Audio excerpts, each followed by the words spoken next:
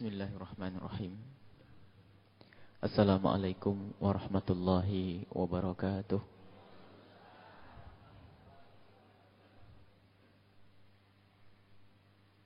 Alhamdulillahi al-wahidil qahhar alladzi lam yalid wa lam yulad wa lam yakul lahu kufuwan ahad.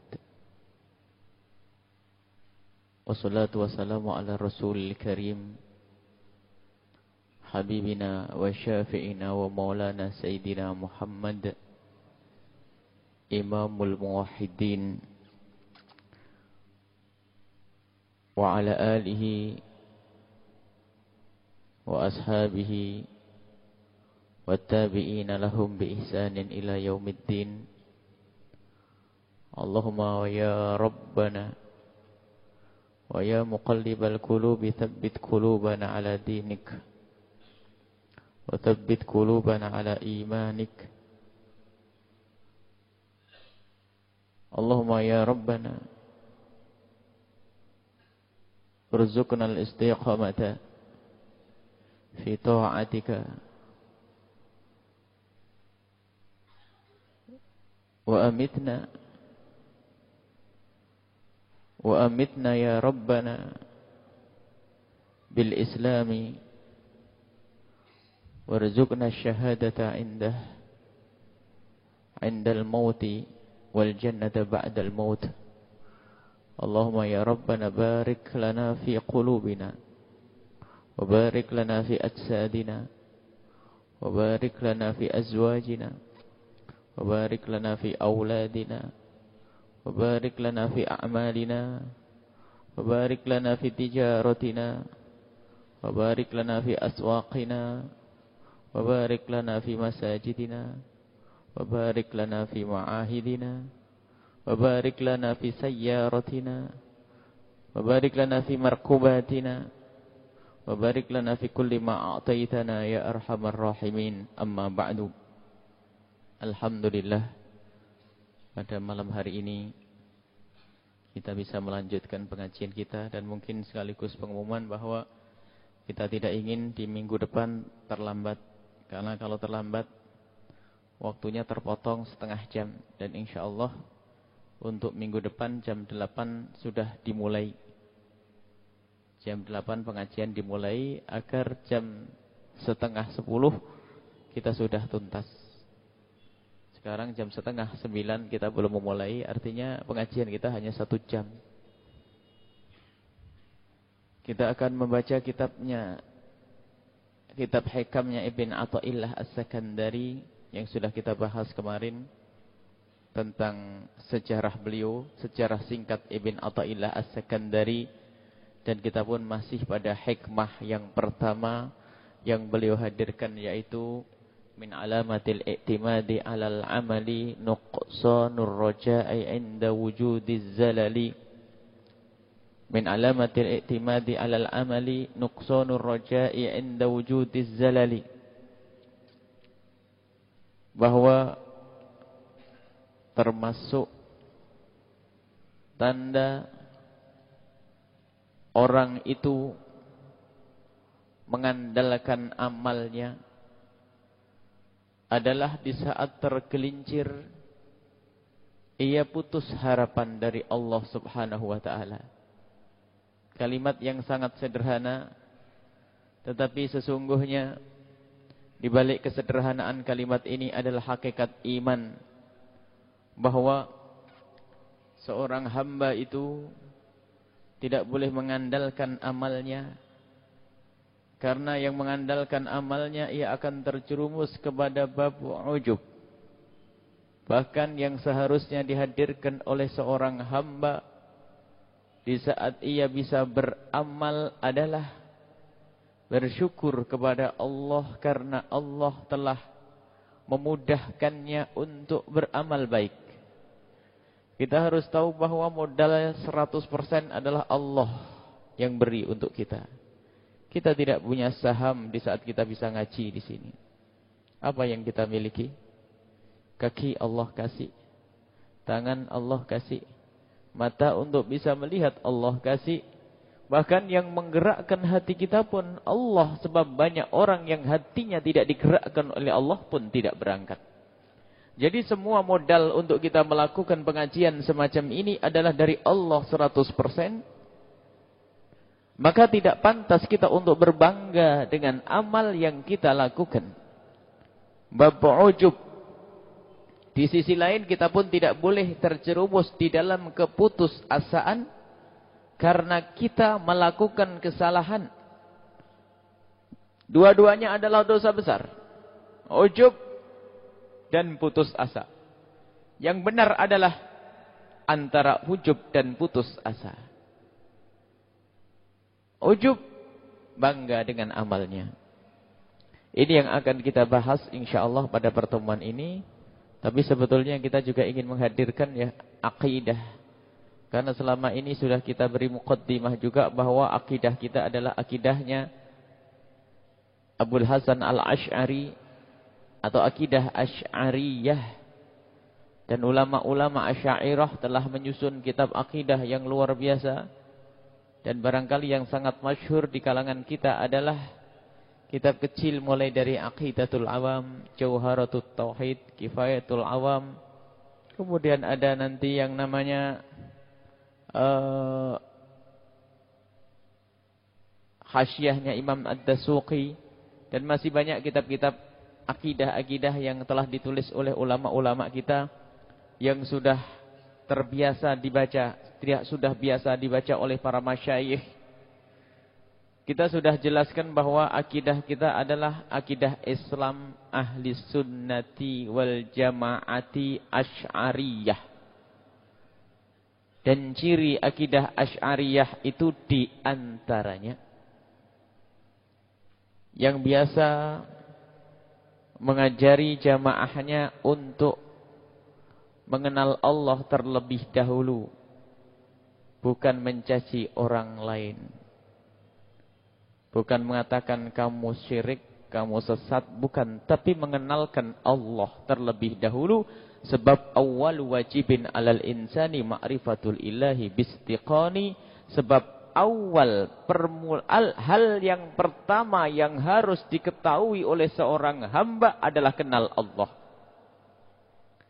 Jadi mengenal Allah itulah yang diajarkan oleh akidah Asy'ariyah. Kenalkan kepada Allah. Ini orang belum kenal Allah sudah diajari untuk mencaci kaum muslimin. Ini musibah. Kenal Allah dahulu. Sehingga cara mengenalkan Allah, ulama Asy'ariyah, pengikut faham Asy'ari ini, mencoba kira-kira mulai dari mana. Mereka mengajarkan kita mengenal Allah dengan mengenali sifat-sifat Allah. Dan sifat Allah banyak. Sifat Allah banyak sekali. Sebab rumusnya begini.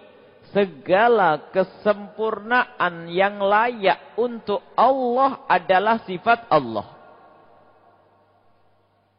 Bukan hanya 20. Hanya ulama Asy'ariyah mendahulukan sifat 20 karena di situ terjadi dialog. Dialog akal yang cukup tajam, cerdas. Untuk mengukuhkan keimanan yang semestinya, yang sebetulnya sifat Allah itu bukan hanya 20. Sehingga kalau kita membaca kitab syarah akidah bahwasanya min sifatillahi, di antara sifat-sifat wajib Allah adalah 20. Ini harus dijelaskan, tidak hanya 20. Ada sifat Rahman, Rahim. Tapi sifat Rahman, Rahim tidak menimbulkan perdebatan. Karena semua orang merasakan, bisa berjalan, bisa melihat. Yang dihadirkan oleh ulama Asy'ariyah adalah sifat-sifat yang di situ terjadi perdebatan. Kalau tidak ditegaskan, orang bisa salah. Jadi kita memahami sifat Allah. Jadi kalau kenal Allah, kita dengan mengenali sifat-sifatnya. Karena kita tidak melihat dengan mata kita. Tidak kita rasakan dengan indera kita. Tapi Allah ada. Bagaimana kita bisa mengenal Allah yang ada tanpa harus kita lihat? Inilah yang dihadirkan oleh para ulama Asy'ariyah dengan sifat-sifat Allah. Sifat wajib bagi Allah itu artinya sifat yang wajib kita yakini. Dimiliki oleh Allah. Bukan Allah berkewajiban. Tidak. Ingat. Di dalam akidah kita tidak boleh mengatakan Allah wajib melakukan begini. Itu tidak diperkenankan. Karena tidak ada yang mewajibkan kepada Allah. Allah wajib melakukan begini. Itu kan faham Mu'tazilah. Faham Mu'tazilah mewajibkan Allah membalas, mewajibkan Allah memberi pahala, mewajibkan Allah. Itu tidak dibenarkan di dalam akidah Asy'ariyah, ahli sunnati wal jamaati. Tapi yang dimaksud sifat wajib bagi Allah itu adalah sifat-sifat yang wajib diyakini oleh seorang hamba bahwa sifat itu harus dimiliki oleh Allah. Kalau seorang hamba tidak meyakini sifat-sifat tersebut, maka dia telah salah akidah. Ada sifat 20, barangkali orang kampung lebih pandai menghafal. Ibu-ibu sepuh di kampung dengan Allah wujud kidam bako mukhalafatu lil hawadisi qiyamuhu binafsihi wahdaniyat qudrah iradah ilmu hayat sama' basar kalam qadiran muridan aliman hayyan sami'an basiran mutakallima. Ini adalah sifat 20 yang sudah biasa dihafal. Tapi kita tidak ngerti ya itu kalau itu adalah akidah Asy'ariyah. Adapun sifat Allah yang lainnya Ar-Rahmanur Rahimul Malikul Qudusus Salamul Mu'minul Muhaiminul Azizul Jabbarul Mutakabbir. Itu adalah termasuk sifat-sifat Allah. Tapi oleh para ulama tidak dihadirkan dalam sifat 20 karena apa? Sifat 20 itu yang mengandung dialog. Misalnya, sifat wujud yang pertama. Ini para filosof dari dahulu sudah berpikir bagaimana mencari Tuhan. Qidam, bagaimana dialognya? Sebab filosof tidak bisa meyakini Allah itu tidak. Para filosof itu mengatakan alam ini dahulu. Jadi nanti ada yang mengundangkan debat panjang tentang akidah ini. Maka oleh para ulama Asy'ariyah didahulukan. Bukan mensyirikkan orang. Bukan membid'ahkan orang. Bukan. Yang didahulukan adalah bagaimana kenal Allah yang sesungguhnya. Jangan sampai orang kenal Allah tapi Allah kayak seperti lah. Nggak bisa seperti itu. Jadi kita kenal Allah dengan sifat-sifatnya. Di antara sifat Allah itu adalah sifat wujud.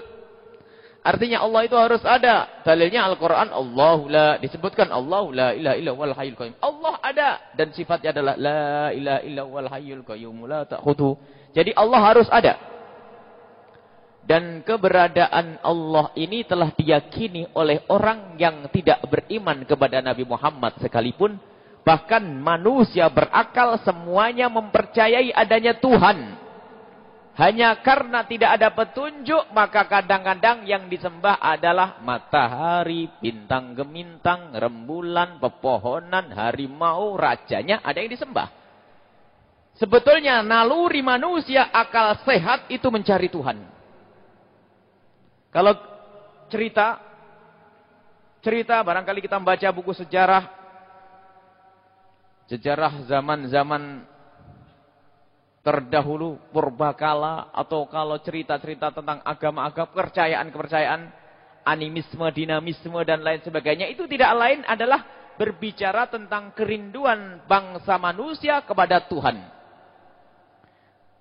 Kalau pergi ke perkampungan di tengah hutan sana, mereka membesarkan tokoh. Mungkin ada yang dibesarkan adalah harimau. Ada menyembah harimau. Ada menyembah pohon gede. Ada yang menyembah rajanya, ketua sukunya, kepala sukunya disembah. Ada yang menyembah masyarakat yang katanya cerdas, nyembah rembul matahari. Ada enggak? Jepang. Nyembah matahari. Jadi akal sehat itu sampai kepada titik keyakinan bahwa harus ada namanya Tuhan. Tapi mereka tidak punya pembimbing. Sehingga tidak bisa ketemu yang disembah adalah selain Allah Subhanahu wa taala. Jadi tidak ada orang yang tidak percaya adanya Tuhan. Semuanya hati nurani itu menginginkan ketemu dengan Tuhan atau kenal Tuhan, mencari Tuhan, tapi karena tidak ada wahyu yang membimbingnya, maka salah. Maka akidah ahli sunnah wal jamaah untuk menolak keyakinan Mu'tazilah bahwasanya akal bisa mencari kebenaran, maka ditolak oleh ahli sunnah wal jamaah. Ya, akal bisa sampai kepada Tuhan, tapi yang menunjukkan bahwasanya Tuhan yang benar adalah Tuhan Allah dengan sifat-sifatnya adalah dengan syariat. Maka semua sifat-sifat 20 yang disebutkan oleh Imam Abil Hasan, oleh Imam para ulama Asy'ariyah, semuanya dikuatkan dengan 2 dalil sekaligus. Yang pertama dalil akal, yang kedua dalil syar'i. Ini sifat wujud bagi Allah. Sederhana sebetulnya kalau kita berbicara tentang sifat wujud. Kalau para filosof berdialog dengan dialog falsafah yang ribet, bulat, merepotkan. Akan tetapi ternyata dialog falsafah para filosof itu bisa disimpulkan dengan kesederhanaan seorang pegunungan yang suatu ketika ditanya oleh seorang alim yang bernama Imam Al-Asma'i. Seorang alim Imam Al-Asma'i bertanya kepada orang pegunungan, "Pak, kamu percaya tidak tentang adanya Tuhan?"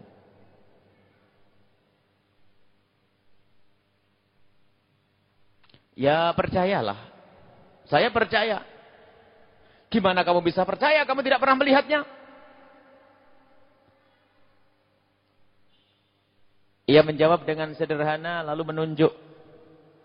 "Kalau saya melihat kotoran onta, secara otomatis saya meyakini tadi ada onta yang telah membuang kotoran ini. Jika aku melihat bekas kaki berjalan, secara otomatis aku meyakini bahwa tadi ada orang yang melangkah berjalan." "Maksudmu apa?" "Kalau ada bekas, mesti ada yang membuat bekas." "Maksudmu gimana?" "Kalau ada bintang, rembulan, matahari, langit, gunung, lautan, pasti ada yang membuatnya." Ini adalah dialog. Bahasanya harus. Maka kalau ada orang mengingkari ini adalah orang dungu. Sebetulnya sederhana. Siapa yang pernah melihat ini yang di hadapan kami adalah mikrofon? Ada yang pernah melihat waktu membuatnya? Tidak ada yang melihat ya. Tapi adakah di antara kita yang berkeyakinan bahwa saya enggak percaya kalau ini ada yang membuat? Dungu. Dungu. Semua orang berkeyakinan bahwa ini ada yang membuat, biarpun kita tidak pernah melihat yang membuatnya. Itulah keyakinan. Jadi bagaimana dengan barang bekecil segini enggak ada percaya? Coba saja nanti Ustaz Sulaiman ngomong, "Punten para jamaah, termasuk keajaiban mikrofon ini adalah tidak ada yang membuat." Nah, apa orang bilang? "Sakit Ustaz Sulaiman." Ya betul Ustaz. Kok bisa tidak ada yang membuat? Lah ini barang kecil. Ini bagaimana dengan bintang, gemintang, gunung, matahari. Lalu dikatakan tidak ada yang membuat? Sakit. Maka orang pasti berkeyakinan bahwa itu ada yang membuat. Sama halnya di saat kita rombongan bersama berjalan ke satu kota atau satu tempat. Lalu di situ melihat bangunan antik, unik, indah, menarik, luar biasa. Masya Allah. Di situ ada ukir-ukiran, tulisannya, kaligrafi, menarik, ventilasinya sungguh luar biasa, bangunan desain-desain indah manis. Tiba-tiba penjaganya berkata, termasuk keajaiban bangunan ini adalah dia terjadi dengan sendirinya. Tiupan angin telah melubangi angin-anginnya, kemudian hujan telah membentuk genteng, kemudian ada banjir yang telah menata bata. Sakit juga orang itu. Jadi semua ini ada yang menciptakan. Langit ada yang menciptakan, bumi ada yang menciptakan. Tapi siapa yang menciptakan? Para filosof hanya tahu bahasanya ada yang menciptakan. Tapi kita ada bimbingan wahyu, jadi setelah dalil akal digunakan, ada bimbingan wahyu yang menciptakan itu adalah Allahu la ilaha illahu wal hayyul qayyum la ta'khudhuhu sinatu wala naum. Allah yang ngurusi semuanya, yang tidak pernah ngantuk. Jadi ini sampai kepada ini. Kemudian kita harus sedikitlah berbicara tentang masalah keyakinan. Orang mempercayai sesuatu tidak harus melihatnya. Orang ateis mengatakan, saya tidak akan percaya kepada Tuhan kalau saya tidak pernah melihatnya. Ada tidak kira-kira ngomong begitu? Ada. Orang ateis, orang yang tidak percaya kepada Tuhan berkata, aku tidak percaya adanya Tuhan karena aku tidak pernah melihatnya. Jawab saja, dasar kamu tolok goblok tidak punya otak. Dasar kamu tidak punya otak kalau tidak percaya kepada Tuhan. Mungkin dia marah. Kurang ajar kamu bilang aku tidak punya otak. Kamu yakin kamu punya otak? Iya. Kamu melihat otakmu atau tidak? Otakmu di mana? Pikiranmu di mana? Jadi ada banyak sesuatu yang kita itu meyakini keberadaannya tanpa harus kita lihat. Seorang dokter terpercaya di kampung kita. Ada dokter yang baik, ahli sholat, ahli ibadah. Yang kita percaya dengan dia. Baik, orangnya tidak mungkin bohong. Tiba-tiba membawa gelas. Isinya putih. Tapi dokter ini berkata, Bapak, para jamaah, tolong. Jangan diminum air ini. Air ini air keras. Kalau orang minum langsung mati. Percaya tidak? Karena dokter yang ngomong ya. Percaya. Apakah kita perlu nyoba dulu? Tidak, saya tidak percaya kecuali sudah kelihatan saya mati. Begitu. Dungu. Jadi banyak hal kita tidak harus melihat tapi kita bisa percaya. Jadi kepercayaan tidak harus dengan panca indera. Dengan berita bisa orang percaya. Ada yang pernah ke Amerika? Yang belum ke Amerika percaya Amerika ada atau tidak? Hah? Ada atau tidak? Ada. Beritanya sudah datang banyak ya. Padahal beritanya cuma dari televisi kan? Bisa percaya ya? Kalau ada orang berkata, saya tidak percaya Amerika ada karena saya belum ke sana. Ya goblok. Jadi kepercayaan itu tidak harus dengan panca indera, tidak harus dengan mata, tetapi ada. Jadi kita harus percaya bahwasanya Tuhan Allah itu ada dan itulah sifat yang disebut dengan sifat wujud. Allah harus ada. Ini barangkali bab pertama akidah kita di minggu ini. InsyaAllah pertemuan yang akan datang kita akan membahas tentang Allah itu punya sifat qidam. Kemudian punya sifat baqa ya. Jadi Allah itu harus ada. Jadi tidak boleh kita mengatakan Allah tidak ada. Allah ada. Dan nanti tidak cukup ternyata. Orang mengatakan Tuhan ada. Mempercayai adanya Tuhan. Tapi kalau sifat-sifat yang lainnya tidak dihadirkan. Tidak beda dengan agama-agama lain. Mempercayai mereka adanya Tuhan. Bahkan mohon maaf. Agama Nasrani percaya adanya Tuhan Allah. Tapi ada embel-embel yang mempercayai Tuhan selain Allah. Misalnya Yesus sebagai Tuhan. Dan sebagainya. Mohon maaf agama kepada kaum Nasrani yang mendengar suara kami ini. Hanya kita ingin berbicara dialog akal. Dialog ilmiah. Ini bukan masalah mencela Tuhan lain. Tidak. Karena Yesus atau Nabi Musa menurut umat Islam adalah Nabi yang sangat dimuliakan. Kita tidak merendahkan Nabi Musa. Tapi kita tidak mengangkat Nabi Musa sampai derajat Tuhan. Kita memuliakan Nabi Musa adalah termasuk ulul azmi Nabi yang dimuliakan oleh Allah. Perjuangannya luar biasa. Termasuk pangkatnya tinggi Nabi Isa. Nabi Musa pun begitu. Tapi kalau sudah sampai diangkat derajat Tuhan, artinya ada Tuhan selain Allah subhanahu wa ta'ala. Dan itu adalah hakikat syirik. Ini. Barangkali yang kita hadirkan dalam akidah kita pada malam hari ini. Jadi wajib kita harus mempercayai Allah itu ada ya. Nah, kalau ditanya dalil akalnya apa? Dalil akalnya adalah yang langit saja ada. Ada memang suatu ketika terjadi dialog. Itu terjadi karena bagaimana? Kebetulan saja. Betulan. Jadi matahari berputar mengikuti garis edarnya. Rembulan sampai tidak benturan. Itu semuanya karena kebetulan. Nah ini aneh lagi ya. Kok bilang kebetulan? Orang paham tidak kebetulan? Kebetulan itu kalau ada orang main bola voli atau badminton misalnya. Lagi serve atau melempar bola yang pertama itu. Nyangkut di net. Setelah itu menggulir ke tempatnya musuh. Dapat poin 1 kan. Poin 1 karena masuk. Badminton masuk itu 1. Itu namanya apa? Kebetulan. Bisa tidak ngulang 15 kali. Kalau bisa ngulang 15 kali juara dunia itu. Nggak ada yang ngalahkan sebab musuh bingung terus. Kena mana nanti? Jadi orang tidak percaya kalau melakukan kebetulan 15 kali nggak mungkin kan? Lah ini ribuan kali rembulan berputar, matahari berputar. Bukan 15 kali itu. Ribuan kali berputar itu. Kok dibilang kebetulan? Dungu itu. Ini barangkali ini adalah termasuk bagaimana kita berdialog-dialog falsafah untuk meluluhkan orang-orang yang mengingkari adanya Tuhan. Memang ada mencari ini semuanya proses. Jadi proses ini terjadinya ini adalah masalah hukum sebab akibat ini. Terus siapa yang membuat hukum sebab akibat itu? Siapa yang membuat hukum sebab akibat? Dan yang namanya mengakidah yang sesat, ya sesat. Jadi orang harus percaya kepada adanya Tuhan. Tapi ingat catatan, mempercayai adanya Tuhan tidak cukup, harus tahu sifat-sifat Tuhan yang sesungguhnya. Jangan-jangan Tuhan dibayangkan naik kereta karena dia sering nonton Ramayana dan Baratayuda. Bisa saja itu anak kecil yang dikenalkan Tuhan, tak tahu yang melihat sebuah film sama bapaknya tidak dibimbing. Baratayuda itu apa itu? Disebutkan di dalam cerita itu dia adalah sang dewa yang mengayomi dan sebagainya, yang menciptakan dan sebagainya, Brahma yang menciptakan. Akhirnya oh, jadi Tuhan saya itu. Nah, kebayang nanti. Atau barangkali kita sudah sampai tua ini ada yang terlintas Tuhan itu duduk begini seperti raja, karena sering nonton film raja-raja, raja yang dituhankan dan sebagainya. Ini adalah percaya adanya Tuhan, tapi salah karena tidak tahu sifat-sifatnya.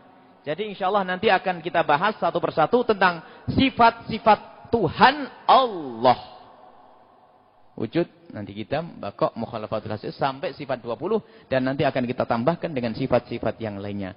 Kita kembali kepada hikmahnya Ibn Athaillah As-Sakandari min alamatil i'timadi 'alal 'amali nuqsanur raja'i 'inda wujudiz zalali. Termasuk tanda orang itu mengandalkan amalnya adalah di saat terpeleset, yaitu adalah lemah harapannya kepada Allah.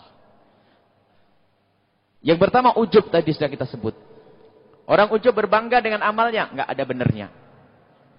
Dan orang kalau sudah berbangga kepada amalnya, ini musibahnya besar, merendahkan orang lain. Jadi kalau kita tahu setan itu akan masuk hati orang untuk merusak itu dengan berbagai cara. Pertama apa? Menghalangi. Ada 7 pintu setan untuk masuk kepada kita itu ya. Pertama menghalangi. Jangan sholat, jangan ngaji, jangan ibadah, jangan puasa. Itu setan. Yasudduna an sabilillahi. Menghalangi orang berjalan di jalan Allah, jalan ridha Allah. Ini setan maunya menghalangi, enggak? Jangan sholat, Pak. Aduh. Tak taunya orang ini bersikeras untuk melakukan ibadah. Akhirnya melakukan sholat bangun malam. Apa kata setan? Aduh. Sudah dibilangi, jangan, masih saja sholat. Ya, tidak apa-apa, tak bantu deh sholat. Setelah orang itu sholat, ibadah, infak, sedekah, setan masuk melalui pintu riya. Pamer nanti, cerita sama orang, saya sudah tahajud, alhamdulillah, infak saya. Pintu riya ya. Setelah pintu riya ditutup, nah, saya tidak boleh riya. Astaghfirullahaladzim. Ya Allah, riya. Riya itu bagaimana? Riya itu beramal bukan karena Allah, karena manusia.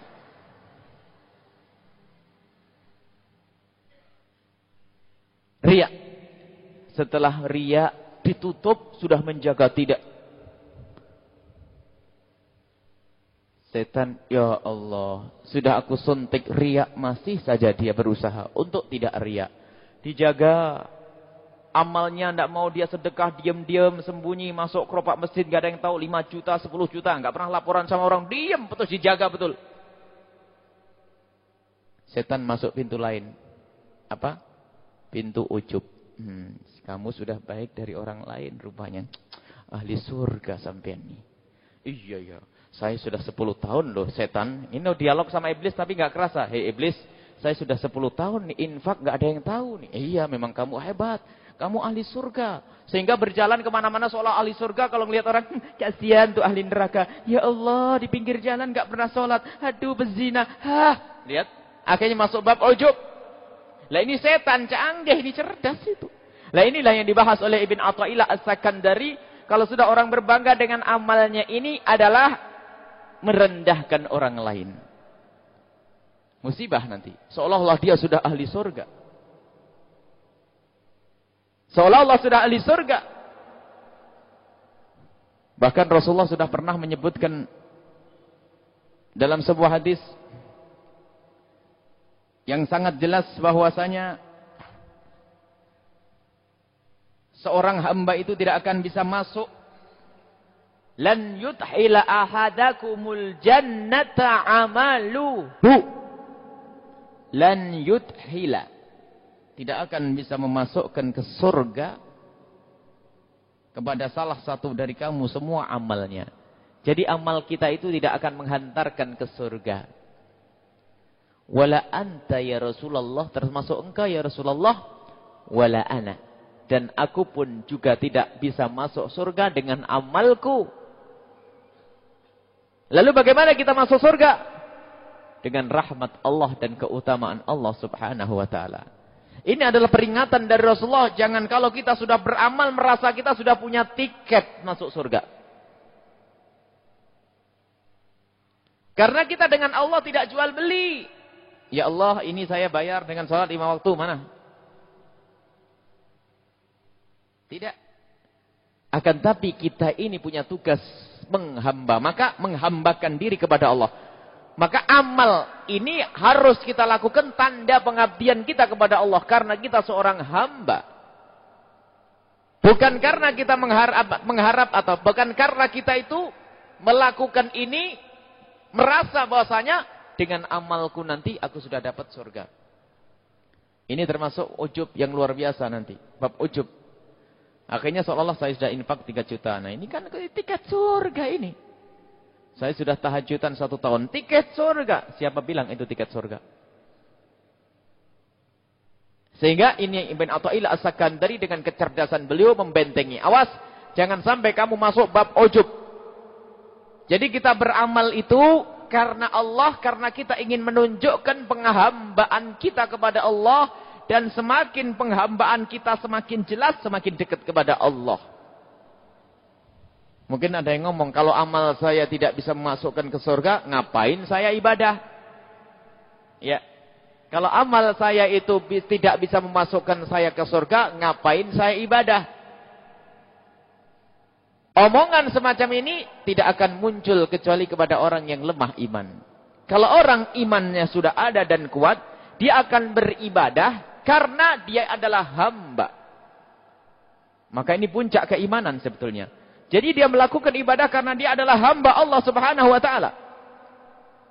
Hamba Allah subhanahu wa ta'ala. Jadi bukan karena kita itu seperti orang jual beli. Ya Allah berikan kepadaku ini. Bukan. Jadi inilah yang harus kita bentengi agar amal kita tidak rusak ya. Jadi ingat amal kita ini adalah kita lakukan karena kita menjalankan perintah Allah. Tanda atau kita untuk membuktikan makna penghambaan kita kepada Allah subhanahu wa ta'ala. Dan jangan dianggap bahwa amal kita itu adalah yang menjadikan kita masuk surga. Suatu ketika ada riwayat. Ada orang mau masuk surga, diseru, masuklah surga engkau dengan rahmatku. Rupanya dia menjawab, tidak ya Allah, dengan amalku, aku orang soleh, orang baik. Oh, dengan amalmu? Baik. Coba ditimbang amalmu dengan nikmat yang aku berikan kepadamu, mata 2 saja. Rupanya amal orang ini ahli ibadah, mulai kecil kenal ibadah sampai mati ahli ibadah, sholat yang gak putus, tahajud, puasa, segala macam. Ditimbang dengan nikmat 2 mata yang diberikan oleh Allah, masih gede nikmat Allah. Nah ini, belum apa-apa kita itu. Kalau kita ahli ibadah tidak pernah kita mengangkat jidat kita selalu sujud kepada Allah. Belum apa-apa dibanding dengan nikmat yang diberikan oleh Allah dalam bentuk mata saja. Ini mata. Belum telinga kita. Belum yang lainnya kegembiraan, kenikmatan yang lainnya yang tidak bisa diceritakan. Dan sungguh nikmat Allah tidak ada bisa kita hitung. Maka dari itu kalau sampai ada orang meyakini bahwasanya setelah beramal dia berhak mendapatkan surga. Maka itu adalah mendekati hakikat kesyirikan, berbahaya. Karena seolah-olah apa? Seolah bahwasanya taatnya itu adalah buatan dari dirinya. Dia bisa melakukan ketaatan seolah-olah dari dirinya sendiri. Nah, ini berbahaya. Dia nggak sadar kalau begitu. Kalau mengatakan aku beribadah ini, maka dengan ibadah aku berhak mendapatkan surga. Nah, astahik aku berhak mendapatkan surga. Sebetulnya diam-diam dia ngomong begini, ini kan usahaku, jerih payahku. Bagaimana jerih payahku tidak dinilai oleh Allah Subhanahu wa taala? Sombong atau tidak orang ini? Sombong. Suruh tanya siapa yang ngasih kekuatan kepadamu? Dijatuhkan oleh Allah sakit, pingsan, nggak bisa ngapa-ngapain. Dilumpuhkan kaki, tidak bisa ngapa-ngapain. Diberubah hatinya sehingga tergerak kepada kemaksiatan, jadi ahli maksiat. Jadi harus kita yakini bahwa kita bisa beribadah ini semua nikmat Allah. Allah yang memilih kita, Allah yang menggerakkan kita. Karena Allah cinta kepada kita. Allah yang menggerakkan hati kita. Allah yang kasih tangan, kasih air wudhu, kasih kesempatan, kasih kemudahan, kasih baju, ini Allah yang kasih. Jadi sahamnya ini dari Allah semuanya. Lah kok kita mau mengatakan, mana pahala buat saya ya Allah? Jadi tidak pantas seorang hamba mengatakan yang semacam itu. Maka Ibn Athaillah As-Sakandari ternyata di sini justru mengajarkan makna tauhid yang sesungguhnya. Tapi dituduh oleh orang-orang bahwasanya itu adalah hikmah palsu. Kemudian yang kedua apa? Nuqsanur raja' inda wujudiz zalali. Tidak ada harapan di saat terpeleset, terjerumus. Hati-hati. Ada orang terjerumus di dalam kemaksiatan, akhirnya putus asa. Awas. Putus asa itu dosanya lebih gede daripada kemaksiatan itu. Kalau kita terjerumus di dalam kemaksiatan, cepat kembali kepada Allah. Jangan mengatakan, sudah terlanjur, mau apa lagi? Kalau kita terjerumus di dalam kehinaan, kemaksiatan, jangan dilihat kita yang hina. Lihatlah Allah. Lihatlah Allah yang maha kuasa. Yang maha pengampun. Kalau kita melakukan kemaksiatan, jangan dilihat diri kita yang hina. Tapi lihatlah Allah yang maha mengampuni kita. Sehingga mudah bagi kita untuk kembali kepada Allah. Sebab ada orang putus asa dan banyak. Dua makhluk Allah yang putus asa, dua makhluk Allah yang terkutuk. Sebelum Allah mengutuk yang lainnya. Iblis. Setelah iblis siapa? Manusia yang putus asa. Bunuh diri. Ya. Ditinggal bunuh diri sudah. Goblok bener ya. Hartanya kebakar, bunuh diri. Punya utang, bunuh diri. Memangnya bisa selesai ya? Ini termasuk bentuk putus asa. Dipikir Allah tidak bisa menyelesaikan. Dia tidak meyakini kalau Allah bisa menyelesaikan semua permasalahannya. Bunuh diri diantaranya. Maka bunuh diri termasuk dosa besar. Dosa yang amat besar, bunuh diri. Na'udzubillah. Dan bunuh diri itu tidak akan terjadi kecuali kepada orang yang tidak tabah hatinya. Jadi mudah putus asa. Punya utang, malu. Loh, malu kok kepada manusia? Malulah kepada Allah. Kalau malu kepada Allah, dia akan istighfar banyak. Adapun dengan manusia, dia akan minta maaf. Tidak sampai dia bunuh diri, akan berusaha. Dan dia penuh keyakinan. Ada orang melarat saja bisa jadi kaya raya, apalagi cuma utang begitu. Saya akan bisa membayarnya atas bantuan Allah. Bukan putus asa lalu bunuh diri. Termasuk diantaranya putus asa ini adalah karena kebodohan sebagian manusia. Misalnya, ini pernah juga kami angkat. Seorang anak gadis yang solehah atau yang baik, kita tidak bisa menyebut solehah karena tidak pernah ngaji dia barangkali. Di sekolahannya dia punya perkawanan yang salah lalu diperkosa. Setelah diperkosa kan, dia melakukan zina atau melakukan zina, tidak perkosa, dibohongi oleh naudzubillah pacarnya sehingga sampai melakukan zina. Karena merasa dirinya sudah tidak perawan lagi maka putus asa. Terserah saya sudah tidak perawan mau apa-apa. Akhirnya jadi pezina. Jadi rata-rata pelacur dan pezina itu berangkat dari putus asa. Tidak kenal Allah. Padahal kalau dia kenal Allah, melakukan perzinahan, nyesal, nangis, tobat, Allah ampuni. Kalau sudah putus asa, ketahuilah, putus asanya itu lebih gede daripada dosa yang zina yang dilakukan pertama tadi. Sebab putus asa ini akan menjadikan dosa-dosa. Seorang anak gadis merasa dirinya sudah tidak perawan, mohon maaf mungkin bahasa selaput darahnya sudah terpecahkan, terobekkan, akhirnya merasa bahasanya saya sudah tidak dinilainya, maka dia karuan mau apa lagi, sudah terserah, aku pun sudah tidak perawan. Dia lupa bahwasanya hakikat kemuliaan di hadapan Allah adalah ketakwaan. Biarpun dia pernah berzina, kalau dia menangis kembali kepada Allah, tobat akan dikembalikan kepada Allah, nilai keperawanan. Sehingga ini yang harus kita hadirkan di anak-anak muda. Na'udzubillah, ada anak-anak SMP, sudah zina, SMA. Sehingga pikirannya terus berkembang. Jadi tidak, sebab ada orang hidup hanya mempertahankan selaput darah, bukan takut kepada Allah. Lihat, sehingga di saat selaput darahnya sudah terbobol, maka dia akan mudah untuk melakukan dosa lagi. Zina, zina, zina. Masya Allah, na'udzubillah min dzalik. Punya suami pun karena mikir bahasanya apa. Yang penting suamiku tidak tahu. Karena tidak takut kepada Allah subhanahu wa ta'ala. Maka ini yang harus kita jadikan, kita berikan ke pengetahuan ini kepada anak-anak muda yang tiba-tiba terjerumus. Sudahlah kembali kepada Allah. Gimana saya sudah enggak perawan, saya diperkosa dan sebagainya. Enggak ada yang tahu. Biar saja Allah yang tahu, jangan sebut dengan siapa-siapa. Kembalilah kepada Allah subhanahu wa ta'ala, Allah akan mengampuni. Maka ini orang putus asa, khususnya dalam urusan perzinaan ini, yang akan menjadikan seorang melacur dan sebagainya. Laki-laki pun begitu, terjerumus dalam zina, kembalilah kepada Allah subhanahu wa ta'ala. Dan jangan ada yang berkata, orang seperti aku susah, tidak mungkin diampuni. Enggak, Allah akan mengampuni. Allah akan mengampuni, pengampunan Allah luar biasa. Rahmat Allah itu melampaui kemarahannya. Jadi rahmat Allah sangat luas ya. Maka jangan sampai ada di antara kita yang putus asa. Jadi kalau ada yang pernah melakukan kesalahan, maka segeralah kembali kepada Allah subhanahu wa ta'ala. Jadi orang ujub sama orang yang putus asa itu berdekatan. Karena orang ujub itu berbangga dengan amalnya, kalau terpleset hancurnya lebih jauh. Karena apa? Enggak ada yang dibanggakan lagi, maka dia putus asa.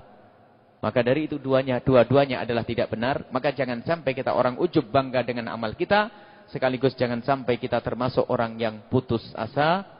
Wallahu a'lam bissawab.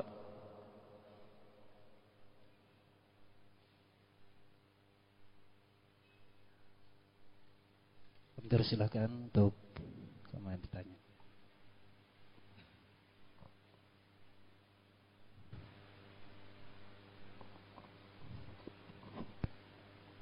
Bismillahirrahmanirrahim. Assalamualaikum warahmatullahi wabarakatuh. Assalamualaikum. Terima kasih. Ada seorang sahabat, dia mengeluh.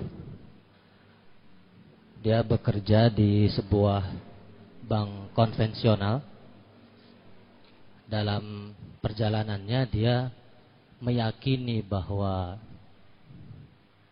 praktek bank konvensional itu mengandung riba. Kemudian dia berpikir, apakah selama ini gaji yang saya dapat dari tempat saya bekerja, bank konvensional tadi, menjadi haram, menjadi tidak bersih. Kemudian dia bingung, dan kalau dia keluar, di luar belum tentu dia mendapatkan tempat yang baik, atau dia belum bisa menentukan sikap. Pertanyaannya, apakah sebenarnya hukum bank konvensional itu riba, betul-betul riba, atau memang ada pendapat-pendapat ulama yang tidak terlalu keras. Artinya ada dalil yang mengatakan bahwa itu tidak riba, sehingga sahabat-sahabat kita yang muslimah yang bekerja di bank-bank konvensional menjadi aman. Yang pertama itu, mohon solusi Buya. Yang kedua, beberapa hari lagi kita akan Idul Kurban. Ada pertanyaan yang menyambung kemarin, ada yang belum jelas dari kami tentang bahwa anggota hewan kurban tidak boleh dijual. Lantas bagaimana panitia-panitia kurban yang biasanya di kampung-kampung itu menjual kulitnya untuk biaya operasional panitia begitu. Mohon penjelasan Buya, itu saja. Terima kasih. Bismillahirrahmanirrahim. Apa ada di antara manusia-manusia ini yang tidak berdosa? Semuanya pernah berdosa. Kecuali Nabi, kita, ulama, ustadz, kiai pernah berdosa. Cuman kualitas dosa ini busuknya berbeda-beda. Ada orang yang di saat berdosa menginsafi lalu menyesal. Tidak ada nilainya dosa itu ya. Segera diampuni oleh Allah. Pernah berdosa. Para ulama ada yang berdosa. Tapi dosanya tidak berat. Kenapa? Dia sadar menyesal. Ada dosanya berat. Sudah tahu mokong. Gitu aja repot syariat Islam. Sudah dosa nggak mau nyadari. Nah ini dosa. Jadi tidak ada yang tidak dosa di antara kita. Semuanya pernah berdosa. Dan ada dosa yang lebih berat lagi adalah dosa hati. Menyakit hati. Dosa di dalam hati ini lebih gede daripada urusan dohir. Zina itu dohir, busuk, kotor, hina. Makan riba dohir, busuk, kotor, hina.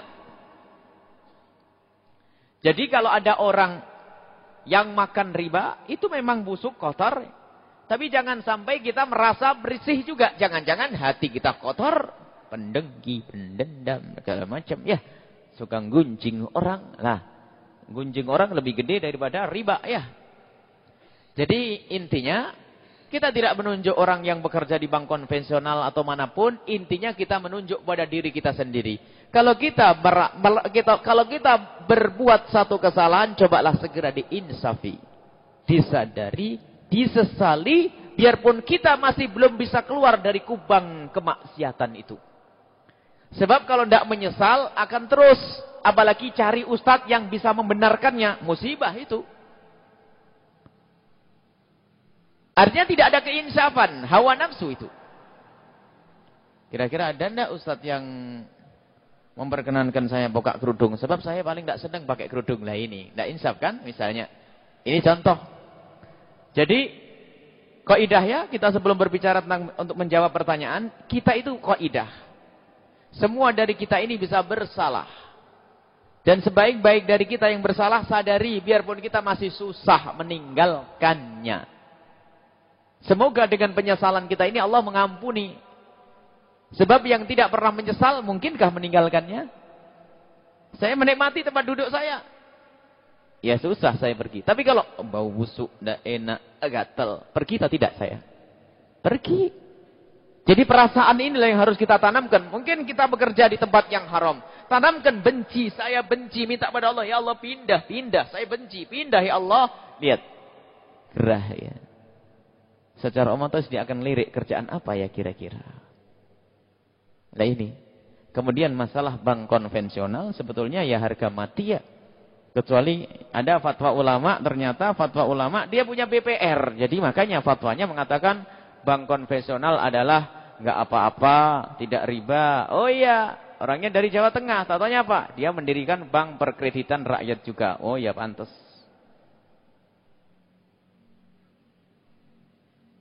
Dan dia mengkritik ulama yang mengharamkan, katanya apa? Ya karena dia tidak punya bank. Nah ini kan kurang ajar tambahan. Bukan dengan insaf. Kita tidak perlu dengan perilaku manusia. Perilaku manusia bukan dalil. Kembali kepada dalil syar'i itu. Semua peminjaman yang ada kembalinya manfaat. Kullu qardin jarra naf'an. Ini hadis Nabi. Semua peminjaman yang kembali dengan manfaat kepada. Semua peminjaman yang ada kelebihan manfaat.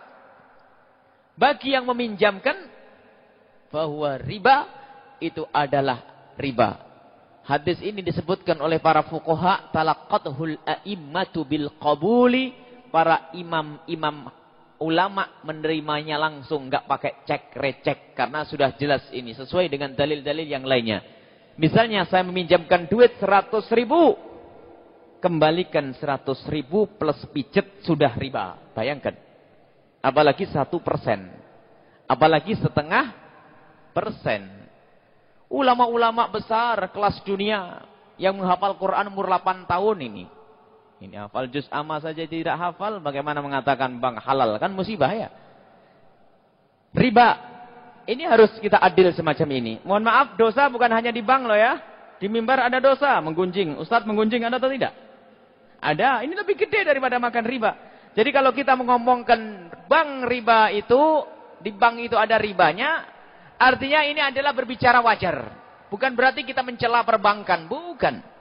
Di dunia pesantren banyak kemaksiatan kalau orang tidak hati-hati. Ustadz pun bisa terjerumus dalam menggunjing kesombongan hatinya, dengki kepada sesama ustadz juga ada. Hanya karena yang ditanyakan masalah bank, kita harus berbicara tentang bank yang sesungguhnya. Jadi masalah bunga itu adalah tidak diperkenankan dan hukumnya haram. Kalaupun ada sebuah buku gede, katanya solusi umat Islam, tebal, itu ditulis oleh ulama-ulama katanya. Itu hasil daripada debat bahsul masail yang ribut, ketebak-ketebuk begitu nanti. Sehingga ada 3 hukum. 1 haram, 1 makruh, 1 mubah. Ini kok ada hukum begitu ya? Padahal ulama-ulama kelas berat dunia itu sudah. Dr. Wahbah Zuhaili menghafal Al-Quran mulai kecil. Dr. Muhammad Said Ramadan Al-Buti nggak apa yang nggak hafal. Sudah menghafal ribuan hadis. Ternyata dengan kukuh dan tegas bahwa bunga bank itu adalah hukumnya haram. Sebetulnya yang mengiklankan, menginfokan, mengumandangkan keharamannya itu bukan kita para ulama. Sebetulnya sudah jelas. Kenapa muncul bank syariah? Coba tanyakan. Bank Islam. Karena ada bank kafir. Kan begitu sebetulnya mafhumnya. Hanya kita itu karena kurang cermat kadang-kadang. Kenapa? Kalau memang kenapa harus pakai bank Islam? Kan begitu.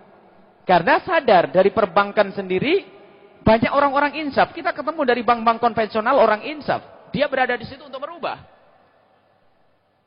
Untuk memperjuangkan. Ada. Jadi mohon maaf dari saudara-saudara yang di perbankan, pertama yang harus Anda lakukan adalah tanamkan keyakinan bahwasanya bunga itu adalah haram. Tidak perlu kita mencari adakah ulama. Ada. Di Yaman ada ulama labelnya gede yang gedekan pemerintah. Namanya siapa? Yahya Ad-Dar. Dia punya fatwa besar bahwasanya bunga bank terang-terangan adalah tidak haram. Ya ketawa ulama. Ente sendiri.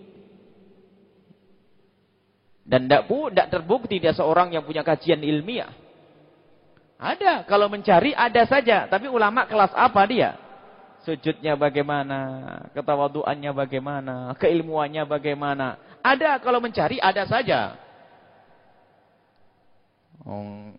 Liberal aja kurang bahaya apa? Nabi Muhammad dicaci juga ada katanya ulama. Jadi kita kembali kepada ulama yang benar-benar yang mereka itu terbukti kewaroannya, takut kepada Allah Subhanahu wa taala. Jadi kalau bank konvensional itu hukumnya adalah sudah dijelaskan oleh bank syariah. Bank syariah sendiri kan yang ngomong. Di dalam ini tidak ada riba, bunga, bukan, kan begitu sebetulnya. Makanya kita sebetulnya mendukung adanya bank syariah, biarpun masih banyak kekurangannya. Kami anggap mereka itu seperti bayi yang lahir ya. Kita lama menanti kelahiran seorang bayi, setelah lahir ternyata ada kurangnya ya, akhlaknya kurang baik ya. Jika ada yang kurang bukan harus dibunuh anak kita kan? Kita didik. Jadi bank syariah itu ayo kita benahi bareng-bareng sehingga menjadi benar-benar bank yang benar-benar berkualitas. Ada kekurangannya, 1, 2 ada, wajar. Mencari yang sempurna susah. Tapi minimal mereka melangkah kepada kebenaran, kebaikan itu adalah suatu hal yang baik. Jadi bank konvensional marilah. Jangan takut menjadi kekasih Allah bisa biarpun masih di bank konvensional. Anda akan menjadi kekasih Allah. Dengan bagaimana? Anda membenci pekerjaan A. Dan jangan berkata di luar tidak ada pekerjaan. Ngerendahkan Allah Subhanahu wa taala. Inilah kelemahan kita itu merasa bahwasanya rezeki kita itu hanya di pabrik itu, di perusahaan itu. Padahal perusahaan itu hanya wasilah saja. Allah bisa memberikan ternyata rezeki kita di luar lebih banyak. Yang kaya melalui bank tidak banyak ya, banyak pengusaha ya. Jual kerupuk ada, jual rongsok saja kaya raya, bisa tidak ada. Jual kerupuk, jual kue, orang Belanda jual kue, bukan pegawai bank kan? Banyak bukan pegawai bank bisa kaya raya. Artinya jangan mengatakan rezeki hanya di pabrik itu, di perusahaan itu. Ini harus kita bangun keyakinan. Barangkali di luar pun saya belum tentu dapat pekerjaan. Nah, maka dari itu tanamkan kebencian dulu tanpa harus Anda meninggalkan tempat itu mungkin. Kalau Anda belum kuat. Tapi benci dulu sambil beristighfar dan beristighfar. Adapun gaji yang lalu karena waktu itu belum tahu ya Allah memaafkan. Tapi setelah tahu ini bagaimana? Nah ini. Setelah tahu. Kemudian gaji di bank sendiri. masih ada transaksi yang lainnya. Barangkali kita tidak harus mengatakan semuanya transaksi yang di bank itu adalah tidak benar. Ada di bank itu yang masalah transferan dan sebagainya itu masih diperkenankan. Tapi kalau sudah urusan bunga, jangan ditawar lagi masalah ini. Patuh sajalah. Kalau kita termasuk orang yang terjerumus di dalam bunga bank, kita segera kembali kepada Allah, minta ampun kepada Allah, minta maaf kepada Allah, dan minta semoga Allah mudahkan kita untuk dapat pekerjaan yang baru, untuk mendapatkan rezeki yang baru. Jadi itu jawabannya adalah tidak bisa ditawar ya. Masalah bunga adalah hukumnya haram. Jangankan duit persenan. Sebetulnya banyak orang yang mengeluh ya. Lawang di antara sahabat kita itu mau membayar. Unik kan? Kalau utang itu dibayar sebelum waktunya mestinya kan senang ya. Mestinya kan senang. Tapi ada salah satu sahabat kita punya hutang banyak. Karena pengen membayarnya sudah ada duit atau bagaimana. Pengen bayar kontan. Mestinya 3 tahun ke depan ya. Sampai jumlahnya banyak. Tapi setelah pengen punya utang. Pengen dibayar sekarang. Malah didenda katanya. Nggak tahu, wah ini aturan bagaimana? Maksudnya harus kena apa gitu. Jadi kalau belum waktunya malah kena tambahan. Nah, ini kan unik ya.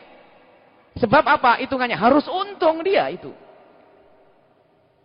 Sekarang banyak yang terjepit di antara teman-teman hutang bunga. Sekarang saya itu harus bayangi bunga semacam ini, sebanyak ini, Masya Allah. Jadi ini adalah kejadian-kejadian yang terjadi di bank-bank seperti itu. Tapi apapun bentuknya kita doakan. Sebab mereka juga kaum muslimin. Mereka kaum muslimin, saudara-saudara kita di perbankan, bahkan kita juga mengisi di bank-bank konvensional. Kita mengisi karena menganggap bahasanya kami yakin di antara mereka ada hatinya yang bersih. Ada di antara mereka yang memang tidak tahu bekerja di situ. Dan insya Allah kalau tahu akan kembali kepada Allah Subhanahu Wa Taala lebih bagus dari yang lainnya. Inilah, yakinlah seperti itu. Tanpa harus kita menghinakan, orang bank, kotor. Nah ini lagi bab ujub ini.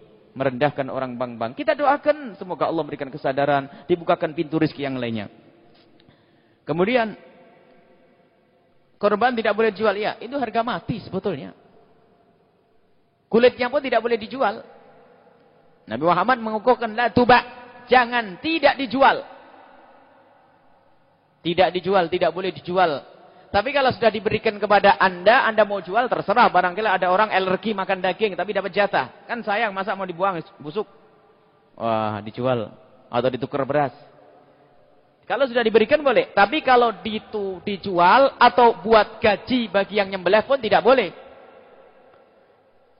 Kalau biaya operasional sebenarnya tidak susah kalau orang mau tahu. Setiap yang mengirim daging korban dimohon plus 20.000 untuk penyembelihannya. Kenapa susah? Dia orang infak kok. Ada orang ngirim korban di tempat kita bahkan plus. Sudah korbannya korbannya 1 kambing ditambahi barangkali buat yang lainnya mau dimasak. Banyak di tempat kita itu. Jadi tinggal kita itu ngaturnya bagaimana. Jangan nyerah lalu melakukan yang haram. Dan mohon maaf, korban itu jangan sampai lewat dari hari tasyrik ya. Membagi korban jangan sampai kelewat hari tasyrik. Haram itu para panitia korban, jangan sampai disimpan masukkan kulkas esok hari. Itu fikihnya semacam itu. Apalagi dikalengin sampai 1 tahun 2 tahun ini. Waduh, berbahaya ini. Kasihan yang kampung Gaza. Satu kampung isinya penduduknya 1.000 orang. Yang korban cuma 7 orang, lihat. Bisa dapat semuanya. Sudah begitu mau dikalengin, kan kasihan orang. Ya. Sebetulnya ada ilmunya, enggak usahlah kita ikut modernan saja ya. Jangan niru Saudi. Saudi itu kasusnya ulama sudah membahas. Jadi setiap tahun itu korban banyak. Karena pahalanya korban di sana banyak. Setiap orang nyembelih. Jadi daging banyak kalau dibiarkan busuk. Jadi penyakit. Maka ulama berkumpul, bermusyawarah. Lalu mencetuskan satu keputusan hukum masalahah. Dibangun atas dasar maslahah. Dan anti mubazir. Maka dikalengin. Itu kan kasusnya di sana. Kalau orang Indonesia setiap kepala sudah nyembelih korban, maka perlu dikalengin, dikirim ke Afrika. Iya. Tapi kalau satu kampung penduduknya 500 orang yang nyembelih cuma 7 orang, waduh. Kalau harus dikalengin nanti bermasalah ini. Tolong tanyakan ilmunya, kan begitu. Mohon maaf ini adalah barangkali ada yang punya ide-ide untuk ditunda. Jangan keluar hari tasyrik. Jadi sedekah saja itu nanti. Dosa Anda sebagai panitia korban menunda sampai keluar dari hari tasyrik. Dan kalau Anda pengen korban, asalkan di hari tasyrik masih boleh. Hari raya pertama belum punya duit, kedua belum punya duit, ketiga Hari tasrek itu kan keempat. Hari raya pertama belum tasrek. Hari raya kedua baru tasrek ya. Tasrek kedua, ketiga. Lah, pas hari ketiga ini punya duit. Boleh Anda beli kambing saat itu nyembelih di hari ketiga juga masih boleh. Jadi waktunya berkorban hari tasrek. Dibagikan hari itu. Tapi kalau setelah hari tasrek bukan korban lagi.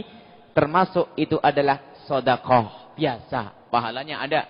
Ini saja. Barangkali ini yang harus perhatikan. Tidak boleh dijual sama sekali. Adapun operasionalnya. Ini adalah sudah jelas. Dari semua kitab. Madhab semuanya. Tidak ada perkecualian. Biasanya itu. Ilmu itu. Kalau sudah diambil dari obrolan. Di depan musola. Ini macam-macam. Mulai zakat fitrah. Salah baginya. Korban salah pengaturannya. Karena apa? Bukan dibahas dengan ulama. Tapi apa? Musyawarah di bawah beduk itu.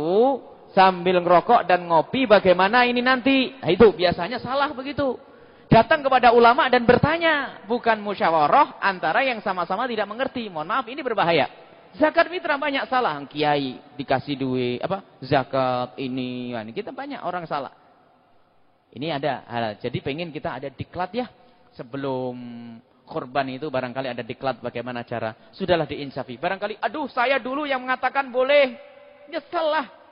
Selesai menyesal. Tidak malu di hadapan Allah. Ini yang paling ngeri. Wah dulu kan ngomong. Sampean yang ngomong boleh dijual. Kok sekarang ngomong tidak? Ya sekarang kan ada ilmunya. Dulu kan belum ada. Tinggal isap saja. Selesai.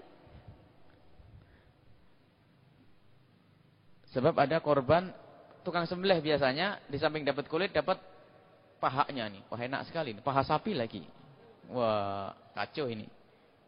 Bahaya ini. Mungkin Masya Allah banyak pertanyaan tertulis. Mungkin kita tidak bisa. Apakah dasar hadis seorang laki-laki? Iya, masalah pakai celak seorang laki-laki ia adalah sunnah. Ada dasar dari Muhammad pakai laki-laki pakai celak sunnah. Tapi kadang-kadang sebagian negeri jadi fitnah ya. Kayak bencong misalnya itu. Jadi pakai celak yang wajar saja. Tidak merok-merok begitu sampai pengantin. Tidak usah. Jadi laki-laki tetap sunnah pakai celak. Dan Nabi Muhammad memang orangnya, beliau adalah sudah kayak bercelak. Jadi pakai laki-laki pun pakai celak adalah sunnah. Tapi ada di sebagian komunitas itu adalah laki-laki itu pakai dandan perempuan itu adalah haram ya. Tapi kalau pakai celak saja wajar, jangan terlalu tebal-tebal, itu adalah sunnah. Adapun cara memakai siwak, masalah siwak adalah sunnah. Adapun faedahnya adalah kebersihan diantaranya ya sunnah Nabi SAW. Pakai siwak adalah dengan kayu arok kalau bisa. Kayu arok adalah kayu yang semacam ini. Ataupun kalau tidak punya kayu arok, sesuatu yang keras, yang kasar ya. Asalkan bukan jarinya sendiri. Jadi kalau jarinya sendiri nggak dapat pahalanya ya. Tapi kalau pinjam jari temannya yang kasar boleh untuk siwakan. Nah, itu yang penting adalah siwaka. Yang selain dari dirimu boleh. Pakai ujung kerudung. Idalah juga punya dapat pahala ya. Siwak. Siwak ini boleh. Boleh gantian. Ya. Suami istri boleh. Sama teman juga boleh. Join. Apakah di dalam sholat nariyah ada unsur sifat-sifat kemusyrikan atau kesyirikan? Tidak ada. Di dalam sholat nariyah tidak ada unsur kesyirikan. Kalau ada yang mengatakan unsur kesyirikan, kami nyatakan dengan jelas bahwa dia tidak ngerti bahasa Arab. Selesai. Tidak ada unsur kesyirikan di dalam sholat nariyah. Tanhalu bihil qatu wa tanfariju bil qurab wa tuqdo bil hawaij. Wa tuqdo akan dikabulkan bihi dengan Nabi Muhammad al-hawaiju, hajat-hajat. Mana syiriknya? Bukan Nabi Muhammad yang menyelesaikan hajat. Bukan Nabi Muhammad yang menyelesaikan permasalahan. Tapi kita mohon kepada Allah semoga dengan Nabi Muhammad. Nabi Muhammad sendiri yang manjakan. Yang mengajarkan bahasanya kita memohon kepada Allah dengan membawa nama Nabi Muhammad, kebesaran Nabi Muhammad agar diselesaikan dalam hadis sahih yang diriwayatkan oleh Imam Tirmidzi, Imam Baihaqi, Imam Tirmidzi, Baihaqi, Imam Ibnu Hibban. Malah hadis Sayyidina Utsman ibn Hunayf, waktu itu Nabi Muhammad mengajari orang untuk berdoa, Allahumma inni atawajjahu ilaika bi nabiyyika nabiyir rahmati. Ya Allah, aku menghadap kepadamu bi dengan membawa Nabi Muhammad sallallahu alaihi wasallam. Jadi kalau salawat nariyah ada yang mengatakan ada unsur syiriknya, dengan jelas bahwa dia tidak pernah belajar bahasa Arab barangkali ya. Kecuali bahasa Arabnya bahasa Arab ngaco. Karena itu jelas tidak ada syirikan. Jadi ya Rasulullah, engkaulah yang telah menghidupkanku dan mematikanku. Engkau yang ini lain. Tidak ada semacam itu, tidak ada syirik di dalam salawat nariyah. Kemudian tolong doakan nenek saya yang baru meninggal pada tanggal Dzulhijjah. Ini ada yang lainnya, orang meninggal dikumpulkan jadi satu. Di rumah biasa mengeluarkan korban, kulit dari korban diambil sama tukang potongnya. Apakah perlu kita tebus dengan uang? Kalau diberikan kepada tukang potong sebagai jatah korban boleh, tapi kalau sebagai gaji tidak boleh.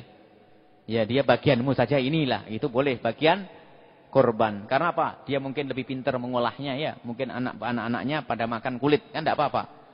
Boleh, saya hobi kulit, tidak senang daging, ya sudah. Nah, kan tidak tahu. Tapi kalau dijadikan gaji untuk penyembelihannya tidak boleh, karena itu sama dengan menjual. Mohon doa buat orang sama, jadikan satu.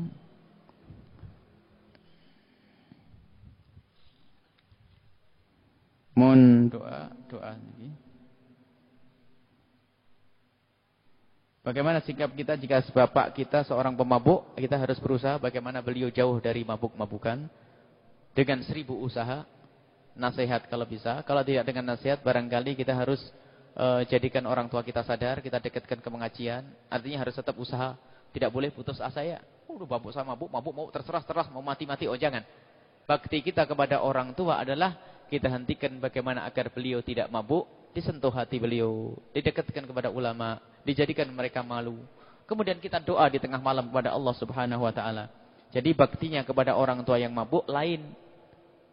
Bukan dengan mengabdi, tapi dengan berusaha bagaimana beliau bisa bertobat. Apakah benar makmum masbuk itu hanya pada rakaat 1 dan 2 saja, ketinggalan Fatihahnya ditanggung imam? Makmum masbuk adalah makmum yang ketinggalan 1 rakaat, 2 rakaat. Kalau masih ketinggalan Fatihahnya imam, asalkan masih menemui berdirinya imam, di rakaat yang pertama bukan masbuk. Dia kelihatannya masalah apakah wajib membaca Fatihah, begitu loh. Orang wajib membaca Fatihah begini rumusnya. Kapan kita membaca Fatihah? Yang wajib membaca Fatihah yang pertama adalah orang sholat sendirian ya. Membaca Fatihah wajib ya.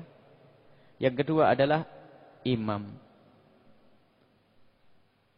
Yang ketiga adalah makmum yang sempat menemui berdirinya imam dalam tempo cukup untuk membaca Fatihah.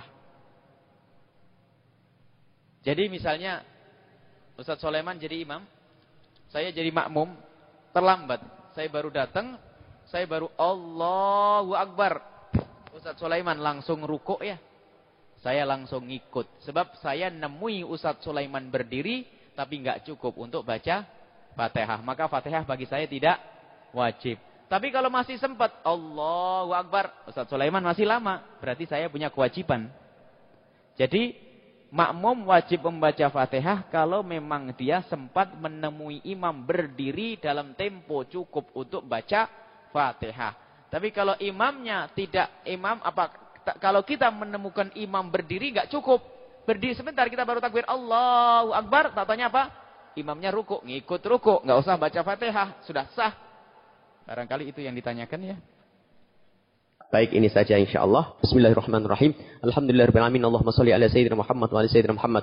Allahumma arhamna wa la tu'adzibna wansurna wa la takhdhulna wa afina wa la tumritna wa akrimna wa la tuhinna wa atina wa tu'til alaina innaka ala kulli syai'in qadir. Allahumma ya Allah, berikan kepada kami kecintaan kepadamu ya Allah, agar kami mudah patuh dengan perintah-Mu ya Allah dan menjauhi larangan-Mu. Ya Allah, berikan kepada kami kecintaan kepada kekasih-Mu Nabi Muhammad, agar kami mudah menjalankan sunnah-sunnahnya ya Allah. Ya Allah, berikan kepada kami kecintaan kepada sesama kami ya Allah, sehingga hidup kami indah dalam cinta karena-Mu, suami istri yang saling mencintai karena-Mu, anak-anak yang mencintai orang tua mereka sehingga mudah mengabdi dan berbakti, orang tua yang cinta kepada anaknya dengan cinta yang sesungguhnya sehingga serius dalam mendidik mereka ya Allah. Dan yang belum menikah, mudahkan mereka untuk mendapatkan pasangan orang-orang yang Kau ridha, yang Kau muliakan ya Allah. Yang sakit sembuhkan ya Allah, yang sakit sembuhkan ya Allah. Ya Allah, ya Allah, mudahkan segala urusan kami semua, lapangkan rizki kami ya Allah, lapangkan rizki kami semua ya Allah. Jauhkan kami dari segala malapetaka lahir dan batin, dunia dan di akhirat, dunia dan akhirat. Dan ampuni dosa kami semua ya Allah, dan jadikan kami semua ahli ibadah ya Allah, dan jadikan kami orang-orang yang bermanfaat di profesi kami, di pekerjaan kami, di usaha kami ya Allah. Jadikan kami bermanfaat dan muliakan kami dengan pekerjaan kami, muliakan kami dengan profesi kami, muliakan kami dengan apa yang kami tekuni ya Allah, dan jadikan kami bermanfaat dengan apa yang kami tekuni ya Allah, bermanfaat untuk agama-Mu ya Allah, bermanfaat bermanfaat untuk agamamu ya Allah, bermanfaat untuk hamba-hambamu ya Allah. Ya Allah, muliakan kami di dunia dan muliakan kami di akhirat. Ya Allah, mudahkan segala urusan kami, lapangkan rezeki kami, jika dengan rezeki yang halal menghantarkan kepada ridhamu. Jika ada yang sakit sembuhkan, jika ada yang punya hutang mudahkanlah kami semua dalam bayar hutang-hutang kami ya Allah. Ya Allah, ya Allah, jika ada yang sakit sembuhkan. Ya Allah, panjangkan umur kami dalam ketaatan serta sehat walafiat. Panjangkan umur kami dalam ketaatan serta sehat walafiat. Kirimkan kepada kami ya Allah orang-orang yang tulus dan ikhlas ya Allah. Jauhkan kami dari orang yang tidak ikhlas. Jika ada orang yang tidak ikhlas bergabung bersama kami ya Allah, jadikan mereka ahli ikhlas ya Allah. Ahli ikhlas ya Allah. Ahli ikhlas ya Allah. Dan semua yang membantu masjid ini, semua membantu pesantren kami ya Allah. Pesantren kami ya Allah. Mulai ya Allah yang membantu pesantren kami, berikan kepada mereka ketulusan, keikhlasan, sehingga apa yang mereka lakukan, apa yang mereka sumbangkan, apa yang mereka perbuat ya Allah, apa mereka berikan untuk pesantren adalah bisa mereka lihat kelak di akhirat ya Allah. Jangan sampai mereka tidak bisa melihat ya Allah di akhirat. Berikan kepada mereka keikhlasan, ketulusan, dan kirimkan kepada kami orang-orang ikhlas yang tulus. Jauhkan dari orang yang tidak ikhlas dan yang tidak tulus ya Allah. Berikan kepada kami husnul khatimah, mati dalam keadaan iman ya Allah, iman ya Allah. Rabbana atina fid dunya hasanah wa fil akhirati hasanah wa qina adzabannar. Wa sallallahu ala sayyidina Muhammadin wa ala alihi wa sahbihi wasallam. Walhamdulillahi rabbil alamin. Al-Fatihah.